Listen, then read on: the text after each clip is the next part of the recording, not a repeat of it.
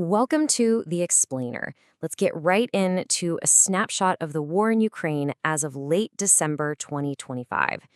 And what we're seeing is this fascinating but also deeply concerning split screen. You've got these high-stakes diplomatic talks on one side, and then on the other, just brutal escalation. So on Christmas Day, of all days, we got this glimmer of hope. President Zelensky came out and said his talks with the U.S. President-elect's special envoys were, and I quote, really good. He even hinted at some new, concrete ideas for peace. You know, after years of this grinding war, a quote like that really sets the stage for what could be a diplomatic breakthrough. But this is the reality check. This is what all that diplomacy is up against. While those envoys were talking peace, Russian missiles and drones were literally in the air. A picture like this of a destroyed power facility, this isn't just collateral damage. It's a deliberate, strategic campaign designed to plunge Ukraine into a cold, dark winter. All right, so let's start with that diplomatic front. There's a new, very detailed framework agreement on the table now, and it's trying to map out a path to end this war. But as you're about to see, the devil is, as always, in the details. Yeah, this is not some vague, let's all get along proposal. It gets really specific. It talks about freezing some front lines, but also demands a complete Russian withdrawal from 4 other key regions. And it's looking ahead, too, seeking these NATO-style Article 5-like security guarantees. That's a huge deal, right? It means an attack on Ukraine would be seen as an attack on all the countries that sign on. It even sets a cap on the size of Ukraine's own military. And maybe most importantly, it finally tries to address the massive danger posed by the Zaporizhzhia Nuclear Plant. And this right here, this shows you just how big the gap is between the two sides. Ukraine is calling this a framework agreement, a solid foundation to build on. Russia, they're calling it a starting point, which basically sounds like they want to rip it up and start over. So while Kyiv is sounding optimistic, Moscow's already pushing back on the core demands, like pulling troops out. It's pretty clear the diplomatic road ahead is going to be a long one. Okay, so let's pivot now. Let's move away from those negotiating tables and go to the battlefields in the east. Because over there, the language of diplomacy is completely drowned out by the sound of artillery. Just look at that number, 151. And let's be clear, that's not 151 individual attacks. That's 151 separate combat engagements, actual clashes between troops, all in a single 24-hour period. It just gives you a sense of the sheer raw intensity of the fighting, especially out on that eastern front. So the front line is anything but static. It's this incredibly violent, constantly shifting thing. And here are 2 perfect examples. Up near Kupiansk, you have a successful Ukrainian counterattack that not only pushes Russian forces back, but also slices right through their supply lines. But then, just a bit south in Siversk, it's a totally different story. Ukrainian forces have to make this gut-wrenching decision to pull back, ending a battle for that small town that's been reaching for almost 4 years, all to save the lives of their soldiers. It's just this constant, brutal math of gains versus losses.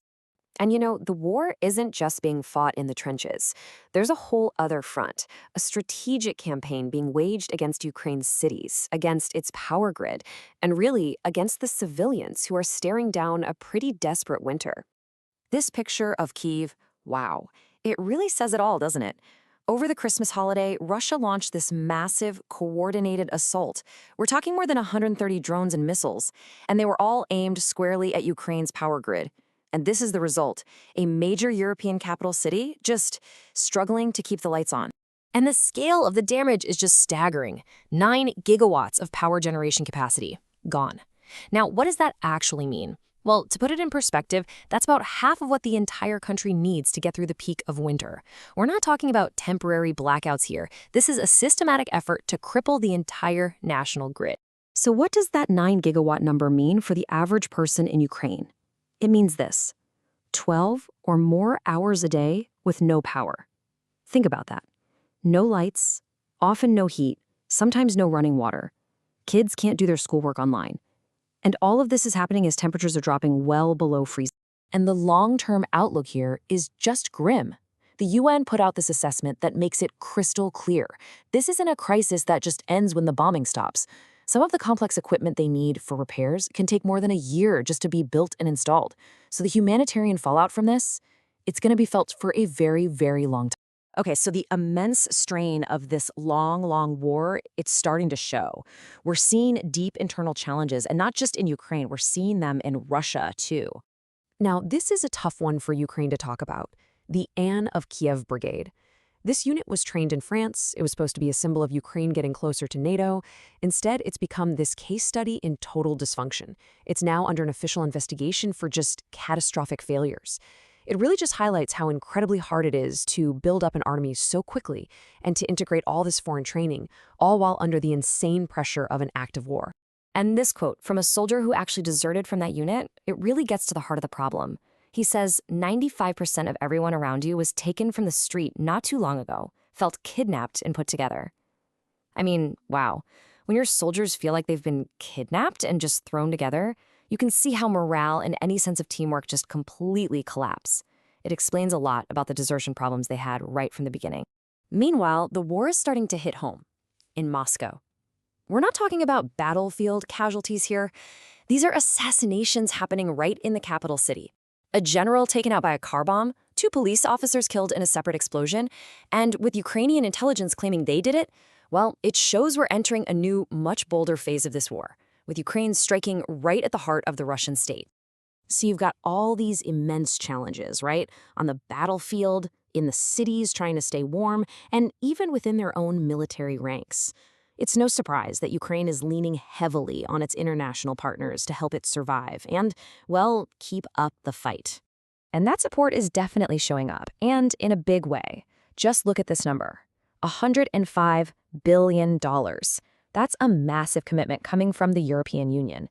It's an interest-free loan, and it's specifically designed to keep Ukraine's government and its military afloat for the next couple of years. It's a really powerful signal that Europe is buckling in for the long haul.